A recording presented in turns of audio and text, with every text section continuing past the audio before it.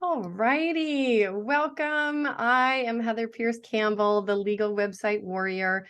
I'm an attorney and legal coach based here in Seattle, Washington, serving online information entrepreneurs throughout the US and the world. Welcome to another episode of Guts, Grit, and Great Business. I am super excited about today's conversation. Welcome to my guest, James Schramko. Welcome, James. Hey, thank you for having me. Yeah, super great to see you again. I feel like it was I think it's been a couple of weeks, but it feels like, yesterday. So if you haven't yet, pop over and check out James's podcast and website. We were recently introduced through a mutual friend, and James, I'm a fan. So for those of you that don't know James Schramko is an online business mentor from Noosa, Australia. He currently owns and runs 2 online business coaching communities. In his 14 years as a business coach, he has helped over 3,551 of his students create and maintain 6, 7, and 8-figure businesses. Before he built his coaching businesses, James was a general manager at Mercedes-Benz. He made a 6-figure income, but was stressed by the demands of his job, wanting the time and financial freedom he could see their top-level clients enjoying. Putting in many hours on the internet after work, he eventually made enough to quit Mercedes-Benz and go into online business full-time. James, I just have to pause here for a second. You did what so many people, I think, want to do. There's somebody who tells a funny story about dreaming of shifting his business model to an online business model where he's like, yeah, I just imagined, being home in fuzzy pink bunny slippers and making it all work. Didn't really go that way for him, but I love your story and that you made that switch. It's amazing that you can see my slippers through the screen here. Right. I know you're living the slippered life. It's great. I love that you're here to talk about it. Since then, James has grown his coaching communities into multi-million-dollar businesses that fund a lifestyle he loves. Running his businesses with an input of just 15 hours a week, he finds ample time to surf, spend time with family and friends, watch movies, and travel. The keys to such idyllic living are what he shares inside his 2 paid communities at jamesschramko.com. James runs a paid community of entrepreneurs, 78.5% of whom make more than $100,000 per year. With the community resources and with personal coaching from James, members gain proven, leveraged ways of running their businesses that increase their earnings and free up their time, vastly improving their ability to enjoy life. In his results-driven coaching group, already successful online marketers grow faster. They have that potential for further growth that James identifies, and they build on that. Members of this select group report multi-million-dollar gains within short periods of working with James. James, what an intro. Welcome. Well, yeah, I'm best just to be quiet here. Right? I feel almost a little bit self-conscious right now. Yeah, well, obviously there's a theme. I love your focus, even in your bio, around enjoying life. I think that so often we start off business intending for that to be the outcome, and it ends up, being a struggle for so many along the way, or not being quite what they thought it was going to be, or taking a longer, more painful route than they thought to actually get to that point of enjoying themselves. It's so true. And some people quit their job to get an even worse boss. Yes, right. Oh my gosh. I Yeah. remember the first time hearing I'm sure that there's many quotes out there that state that same thing, but about, yourself being your worst boss. And when I really thought of it, I was like, oh my gosh, that is completely true, even for myself. Well, I think the important thing here is it's like when we switch from employee to employer, we're hopping out of the passenger seat and we're getting into the driver's seat. So for me, the real focus was on responsibility. Like I'm either going to do hot laps here or I'm going to crash the car, but it's up to me now. And, this is before driverless cars became a thing. Yeah. And it's, and when you talk about, people they don't know what to expect or it's not what they thought it would be, it's very, very important to understand what they think it will be before they do it.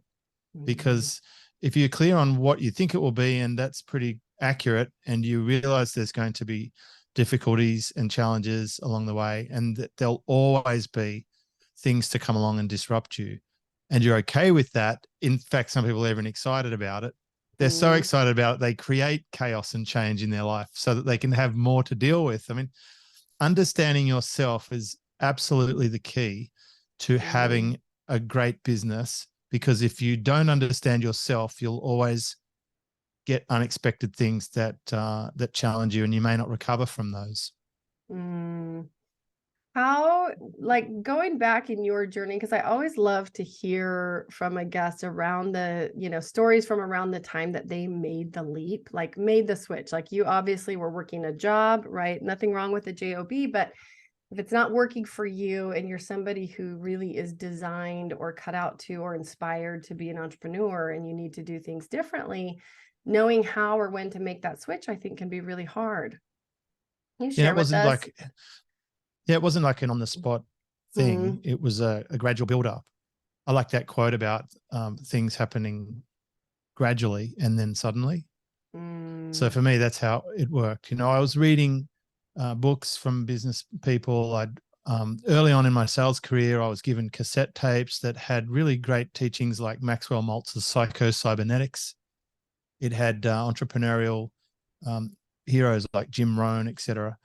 So I started to get a lot of that. Even when I was 12, I read a sales book by Tom Hopkins. So I was getting outside influences through books. Books are my absolute passion after surfing. Books came first, but surfing took over.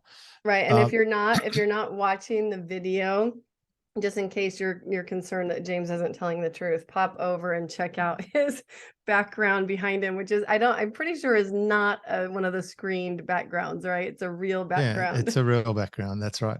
He's surrounded by books, color coded, by the way. I'm so impressed. Thank you. My wife will be pleased that you mentioned that. So I was getting exposed to this. And then, as you mentioned in my bio, a lot of my clients at Mercedes-Benz were business owners. Some were employees, and that's okay. But a lot of them are business owners, and constantly they would try and offer me a job. They'd say, I love what you're doing here, running the dealership. Do you want to come and work for me? And I kept thinking, well, I don't really want to trade one job for another. And I was thinking, how could I become a business owner? And the logical path when you're at a high level as a general manager or any kind of chief of operations or those sort of roles is to ask the business if you can have equity. This is very common. When I took my last job, I asked for that. And they said, well, that's possible. Just give us some time and then we'll work something out. It didn't eventuate. So I felt like the only way out was to leave the business, because I had this real desire to have my own business, because, I was on a great salary and this was part of my challenge. Of course, all the money that I earned was spent, like almost every employee. We spend exactly the same amount that we earn or more. The problem was it was a good wage. So a lot of people would say, man, you've got the best job ever.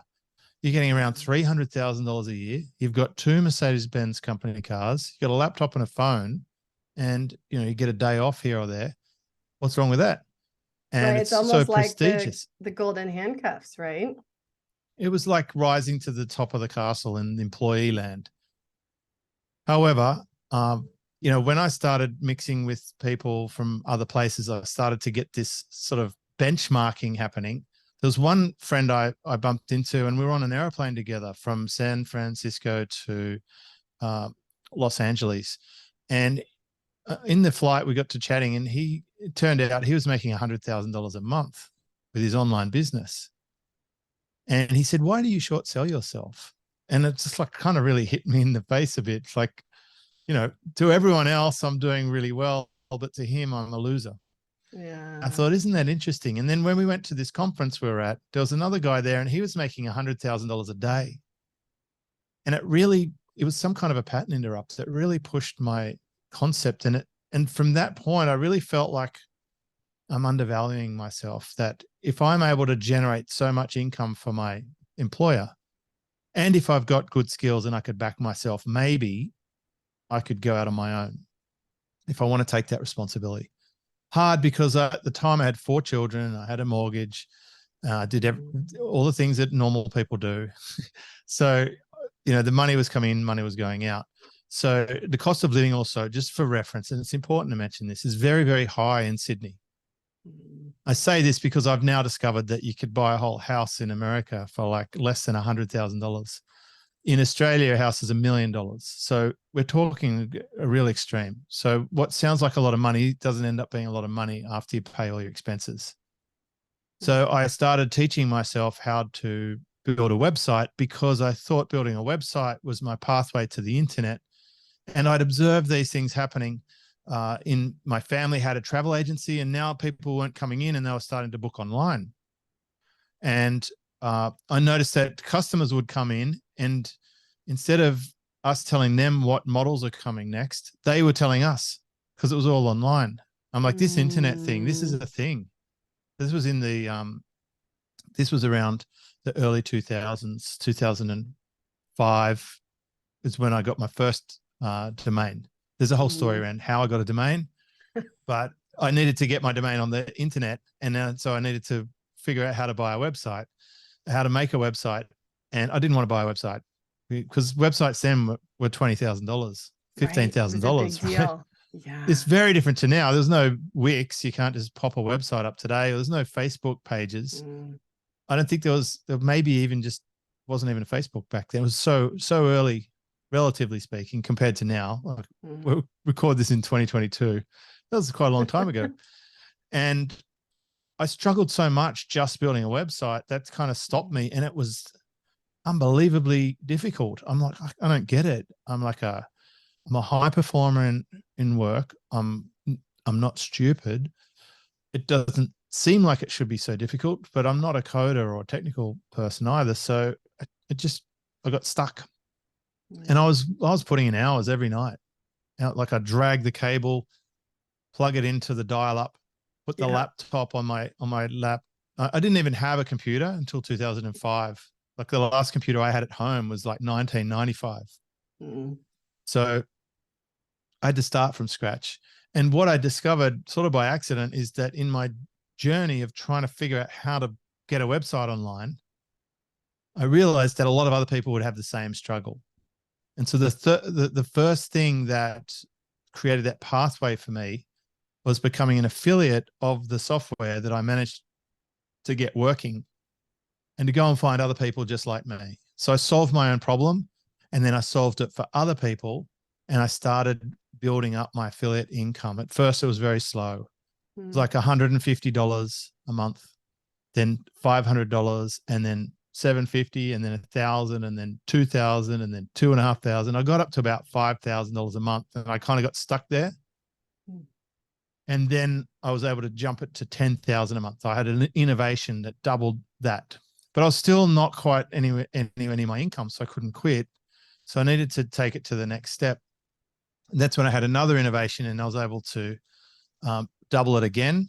And then I was able to double it again. So I just kept stacking on innovations. And then I got to my trigger, and I set a trigger. And the trigger was, if I can match my salary with my online business, I'll quit my job. And in July 2008, I handed back the keys to my car and I said, thanks very much for the awesome job. It's been great. I'm going to do my own thing now. And they're like, what is it that you're doing again? They didn't really quite understand it. And it was pretty hard to explain back then. Affiliate marketing isn't really something people know, normal people anyway. Yeah. And that was it. From then on, it was like freedom. But I pedaled very, very hard in the first few years. I wanted to really protect myself from ever having to go back into the dealership. Yeah. Well, you really built yourself a bridge, right? In the background. Correct. I think some people don't have that bridge when they make the leap. And they say, let's jump off a cliff and build the plane while we're falling. It was not an option for me. And I would say it's not really an option for many people. And I wouldn't recommend that. The metaphor I like is Tarzan in the jungle. I was on my vine swinging, and I don't let go of that vine until I grab onto another vine and I'm comfortable with my grip. yeah. Well, especially in the case like where you were and where so many people are that have obligations, right? That have like real life stuff to support. I'm curious. I love the story of the guy that intersected your path and was like, you're undercutting or underselling yourself, whatever the phrase he used. Like, do you ever wonder what would happen if you hadn't had that conversation? It sounds like that was a light bulb moment for you. I don't spend too much time wondering about what would have happened. Mm, There's too many options. It's just too many variables, and I right. don't spend any time having regrets either. The Mm, way I look at it is, and I think it comes from Adlerian philosophy. It might even be in a book called The Courage to be Disliked, but it's basically everything that happened had to happen, and the proof is it did happen. yeah. And that really helps me be settled. Like, okay, everything that happened, and also in that philosophy is that the past is gone. The only way it stays current is if you hold it in your imagination, so you can let go of it. So in a way, it's like your imagination can let go of the old vine and grab a new vine. So I don't beat myself up about what would or wouldn't have happened. It happened, so No, I move no, forward with more it. along Yeah. the lines of like recognizing those moments that were like, oh my gosh, like I have the opportunity to see this in a totally different way, right? Well, what I do is I always look at things in hindsight for the power of decision making. So Peter Drucker talked about this. A lot of people deliberate over how to make a decision, and they worry about, should I do this? Should I do that? What if I do this? What if I do that? And there's only so much analysis you can do. At some point, you have to make a decision. And then the decision over time will reveal information and you learn something. You might learn that turned out to be a good decision. You might learn that it didn't work out for you. But at the time, there's no point beating yourself, the past self of you up, saying you made a really crappy decision. People beat themselves up. Instead, say, at the time, I made the best decision that I could with the information available to me. And it was a hypothesis at best, and it didn't work out. But I've learned from that, that if I was in the same situation today, I would now recognize this, that, or the other that would change the way I would make that same decision today, because I have new information and I've learned something. And if you take a positive approach like that, it really helps you make decisions and then retrospectively learn something from it to apply in the future. So I think of it more as my past self, my current self, and my future self. What I'm doing now is trying to make good decisions for future James. The future version of me hopefully looks back and says, that was a good idea. Well done. You know, we learned something from that. You made a good hypothesis, and it paid out. Oh, I love that. I will. And presumably, especially now in your role as basically a business coach, right? You're helping people do the same thing for themselves. Looking through that lens, as you look back at former James, knowing what you know now, if you could, and understanding that you've accepted all the decisions that you've made, though, when you're coaching other people, what would you do differently about that path, or help somebody else walk that path differently, right? Or is there anything about your entrepreneurial path that you would change? Well, I wouldn't change a thing, obviously, because if I Yeah. change anything, the fabric of time would change everything. Maybe I wouldn't be a surfer now, or wouldn't have had a beautiful daughter, or met the lady that I've married. So it all had to be the way it was. So I don't spend any energy thinking about that. What I do when I'm helping somebody is, and it's the same as what I did when I was selling, it's not about me. It's about stepping into their shoes and understanding their situation and understanding their problems and challenges and what they want. And then I use all of the information that I have stored up through all past choices and learnings and everything I've observed from all the other people I've helped. And I give them the best hypothesis I can possibly conjure. And then it's up to them if they want to move forward on that, because they're in the driver's seat of their own life. I'm just a navigator saying, we're about to come to a T intersection, and based on my map, it'll be a good idea to turn right. But if they want to go straight ahead or turn left, that's on them. Yeah, absolutely. Well, and I love your detachment from that, right? And even your detachment from your own decision making in the past. I think it's super easy for entrepreneurs and people who are, walking any kind of path that involves growth, development, self-development, which I think entrepreneurship is one. super easy to beat ourselves up for not doing things a different way or getting there faster, right? How many times do you hear people wishing that they were farther along their journey and their business building journey in particular? I know you came out with a book. You sent me a copy, and it has its own map, right? It sounds like it's got its own kind of keys inside that you address, different topics that you address, both in the book and I would imagine inside of your coaching as well. Do you want to walk us through a few, just a couple of those, like especially your favorite ones? I know that it starts with personal effectiveness, chapter 1, which I think is a big one. Do you want to tell us a little bit about how you how you boiled your book down to those 9 topics, and then share with us on some of the favorites? The process for the book was, I didn't want to write a sales pamphlet to sell something else, right? That's one way a lot of people in our industry use books. I didn't want a sales pamphlet. I wanted a proper book that would stand the test of time, that I would be proud of. So some people would call that an ego book, but I'm okay with that. I wanted to capture and distill what I'd learned. And part of the process was I got the help of someone else. Initially, and this will be fun because we're talking about decision making. Initially, I asked someone who knew, and he had a friend who had worked for a big publisher and had just left her job. And I paid that person, I think it was $10,000 at the time, to go through my stuff and to assimilate it into order. Because I would put my hand up and say, I'm not a great writer. And I also don't have a lot of tolerance for small, detailed work. I studied as an accountant and I hated it, right? I'd rather paint with broad brushstrokes. Yep. So I don't want to get in the nitty gritty if possible. I can. I'm the rare person who can, I'm a salesperson who can do paperwork, but I don't love it. So I tend to steer away from it. So I went down that path. She got really stuck into it. And then she had a lot of mindset challenges around imposter syndrome. And then she built up this big guilt around the delay, and the delay got worse and then worse. And then it went on for years. And by the time she came back to me with a manuscript, I think it was about 4 years, and it was out of date and I'd moved on. So I just wrote it off because I'm good at getting rid of sunk cost. I found somebody else, and this person was called Kelly Exeter, the new person. And she got access to all my membership. She spoke to my customers. She read through all the trainings. I'm prolific with information. Our challenge was not trying to come up with some stuff. It was like, how do we chisel this huge block of marble into a statue of David, to use someone else's quote.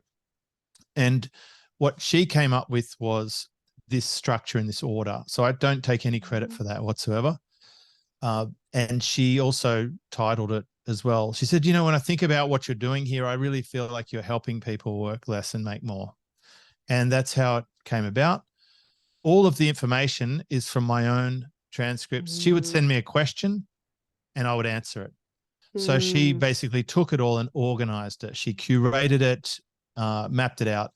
It's my content. She didn't write the content with her own thoughts. Right.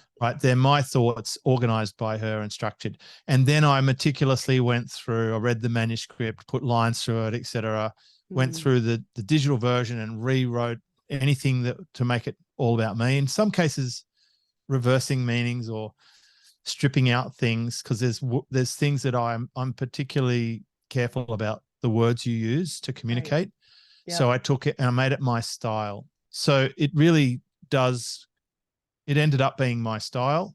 It's the book that I would have written if I was a good writer, but it was organized and managed. And then when I read the book as the audio book, it's like, yeah, this is totally my voice. And so I stand by the book. And in time, it's actually proven the test of time. It's still a good book today, which I'm pleased about.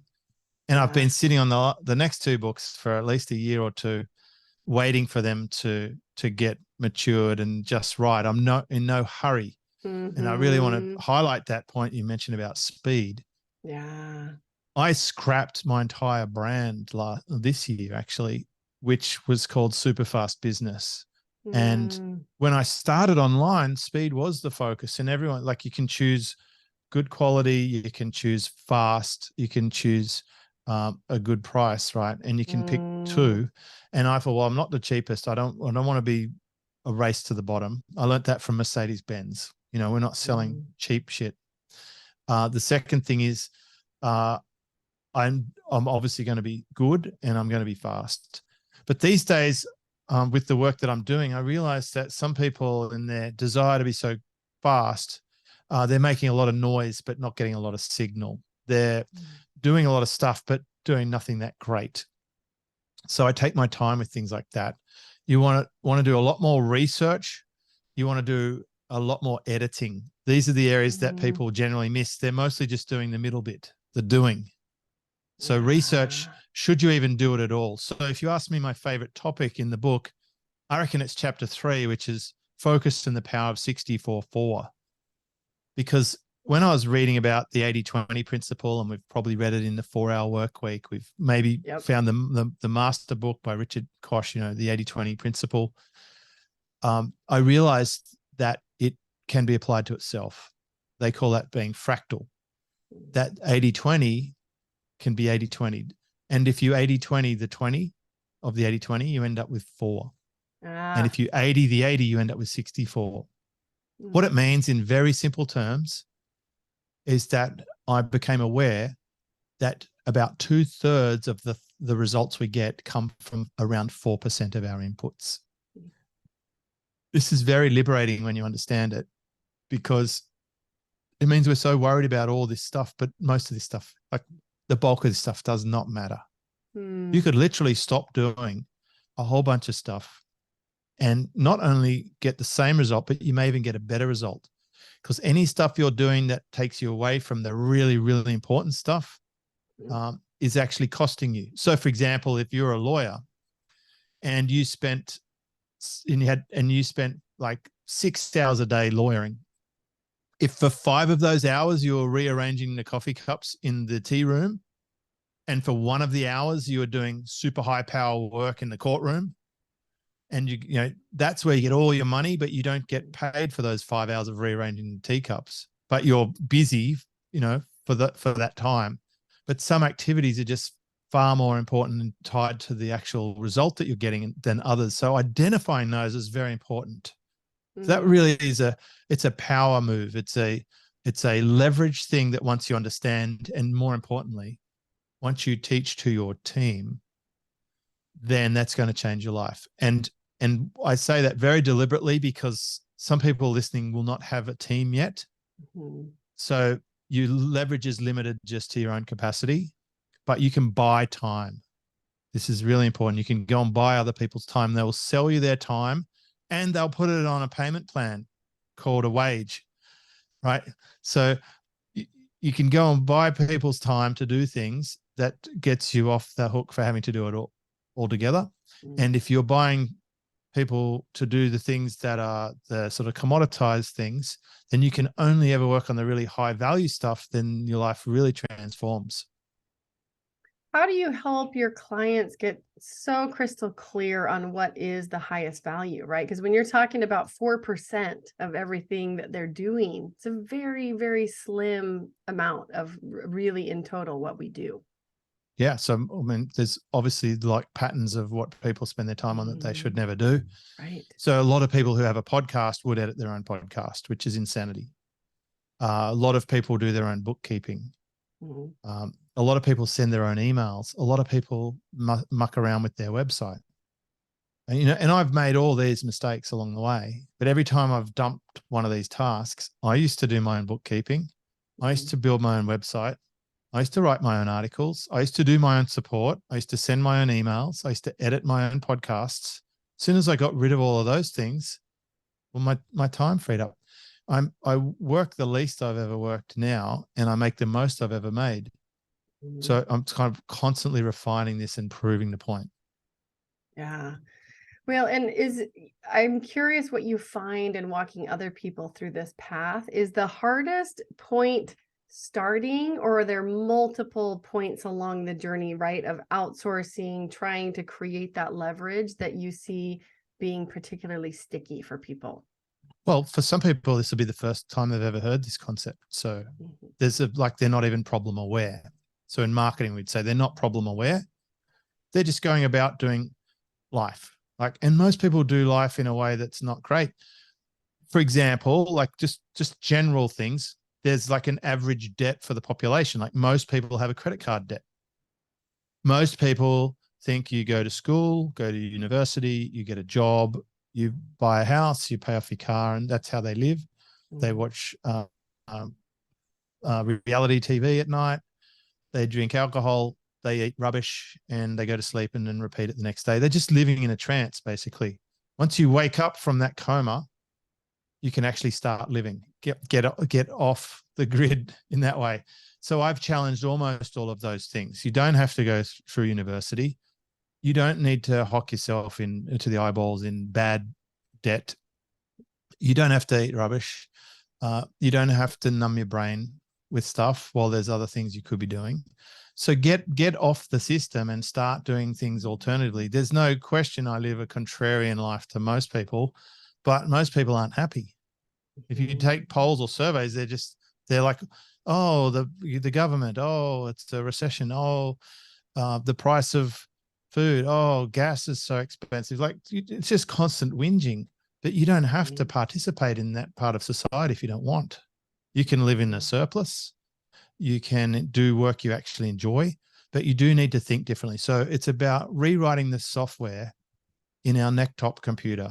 So Professor Gleason talks about neck-top computers. I think that's a great metaphor. We've got the hardware, like make sure your hardware is up to date and keeping, put good food into it, etc. That's why personal effectiveness is important.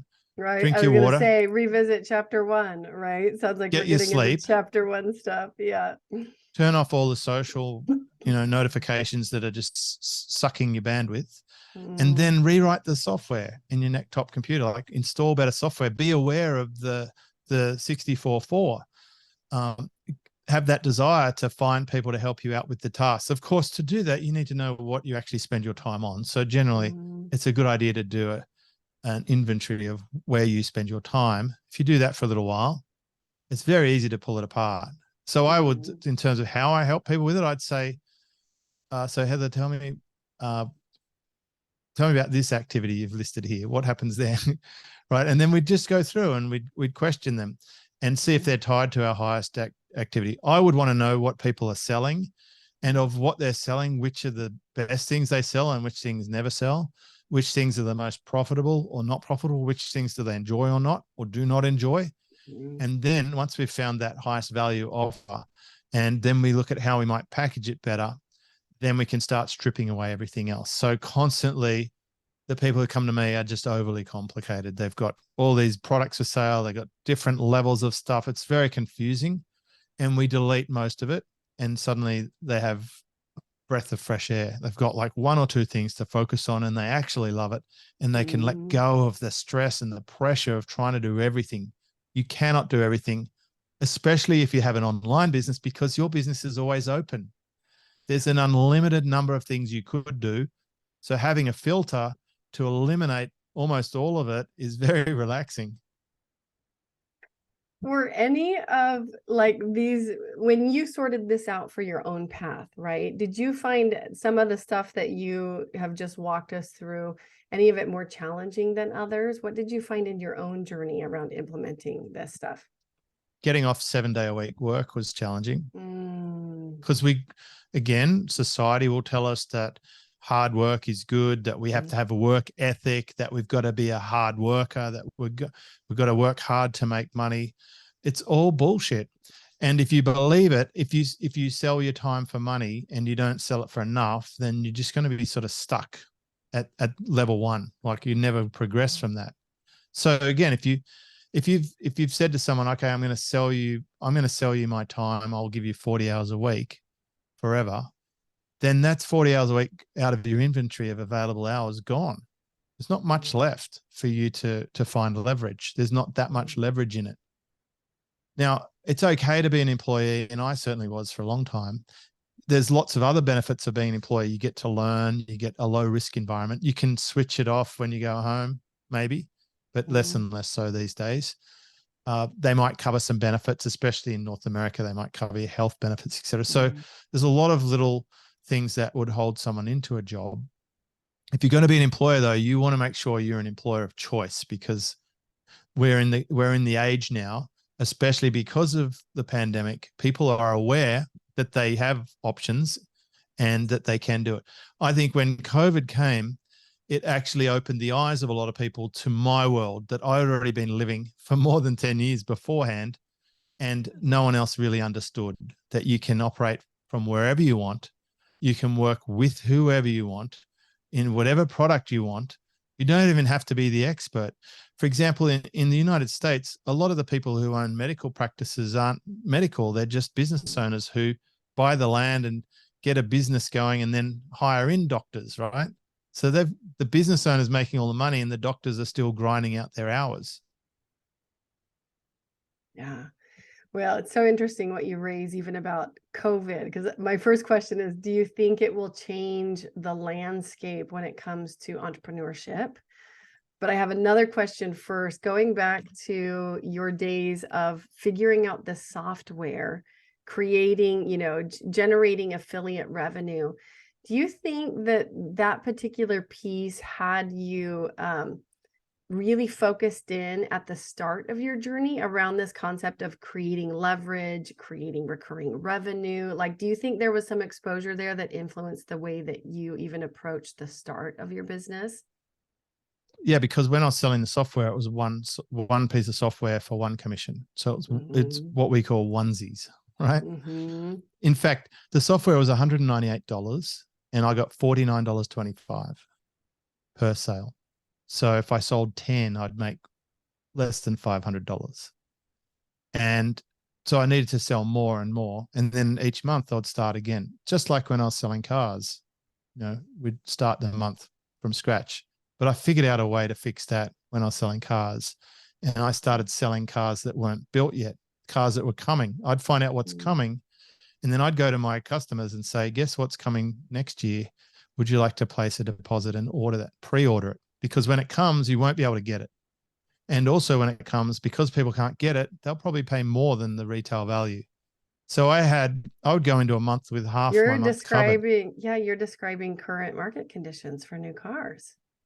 That's correct. And I was doing that back in 1997, 1999. Right. So I was decades ahead of my time with that. Yeah.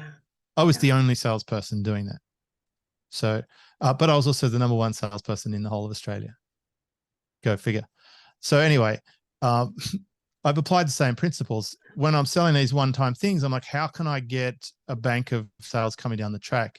So I was a member of a few communities and I was paying them each month. And I thought, you know what, I really need to start promoting things that pay recurring. So I found email software, I found communities, memberships, and I'd start promoting those to my customers that I already had and had looked after, and they were buying these. And then I was starting to get this sort of rent roll coming in. It didn't take that long. It was only about 6 months later. In the beginning of 2009, I started my own recurring membership. And I still have that recurring membership to this day. It's basically produced hundreds of thousands of dollars every single year since 2009 without missing a beat. Of every single person I've ever helped or coached or mentored, I have the most consistent business of anybody because I knew to build in recurring income. I can predict the income for my business for the next 24 months because I've got hundreds and hundreds of clients who I continue to look after and service at a high level who want to be around. They tell me, they say, I will be a member of your program as long as your program exists, which is cool. So there's lots of things to unpack there, but really we're talking about chapter 8, which is choosing the right business model. Yeah. So there's a couple of quick things that I would suggest for anybody who's listening to this podcast.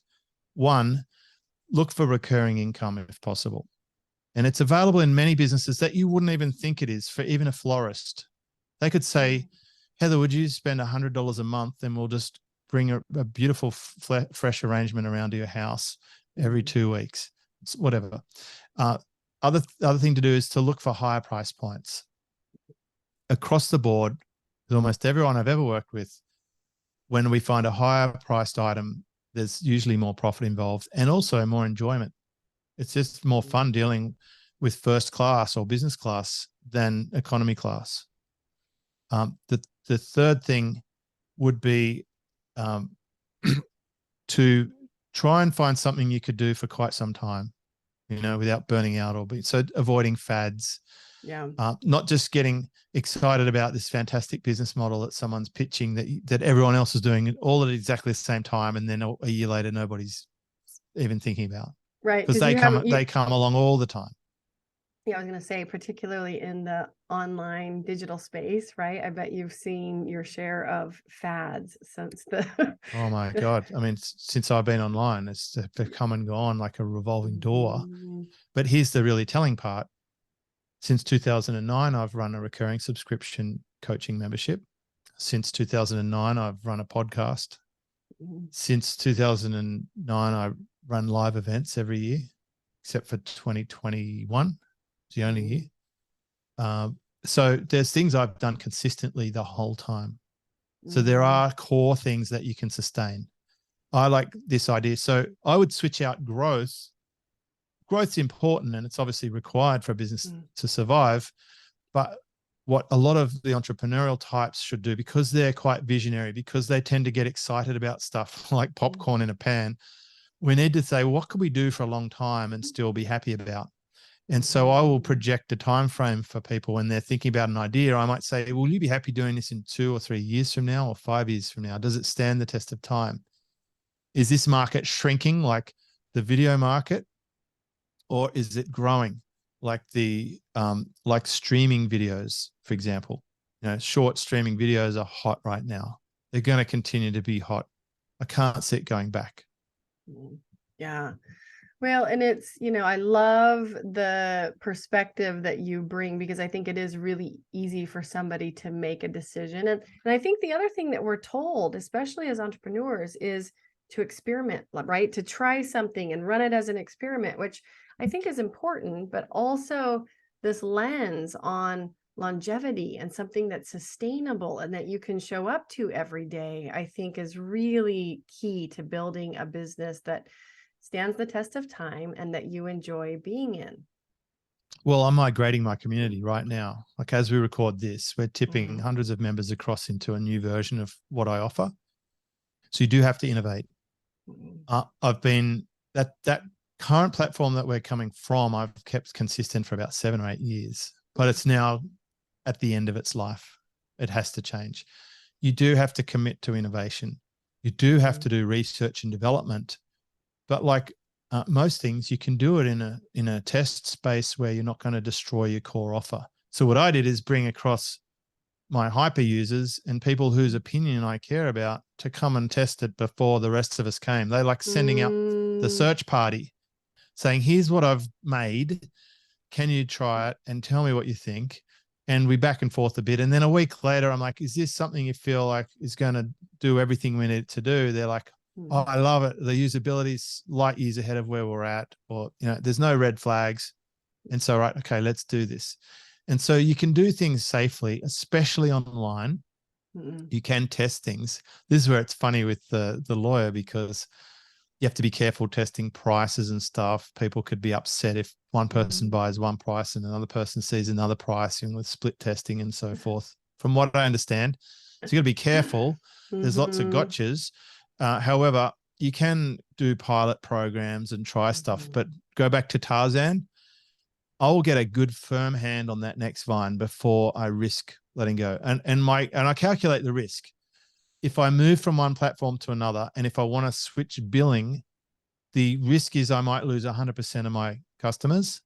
And then I have to offset that with what are my chances that people won't, or that they'll really love the new one and stay extra long, or can I stage it in batches and try 10 at a time and see if it works before I go and expose hundreds of members to it.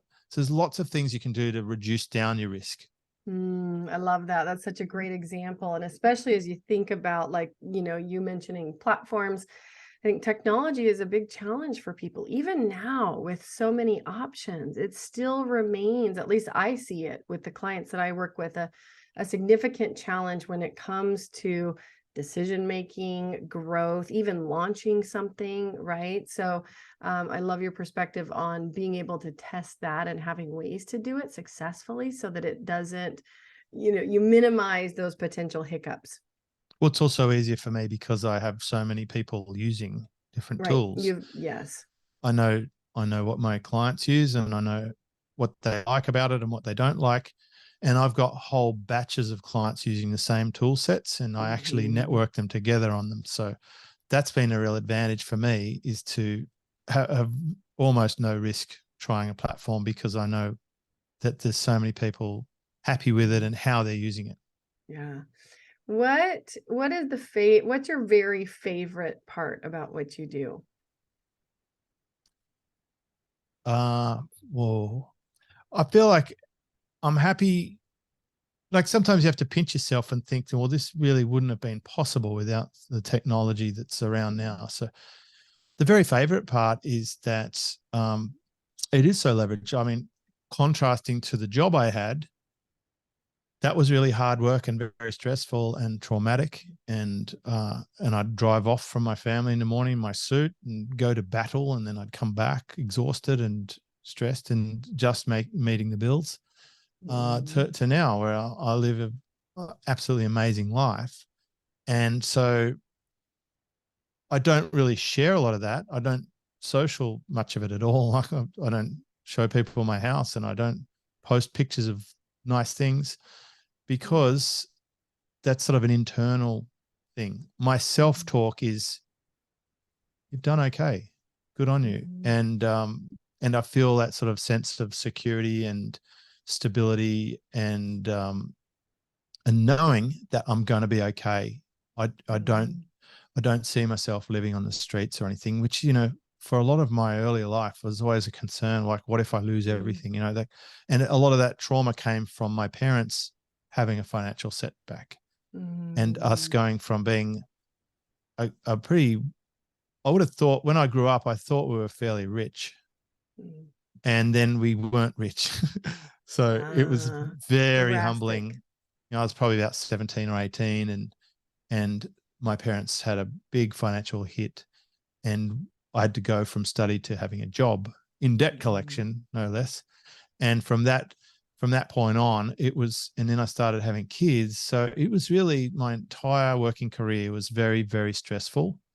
And I'm mm, just happy to have a life with less drama. I don't do drama. I don't work with people mhm, that cause drama. I don't have any team members that cause mm. drama. I don't put myself in situations where there's an excess of drama. And so that's really kind of chapter 9, no compromise.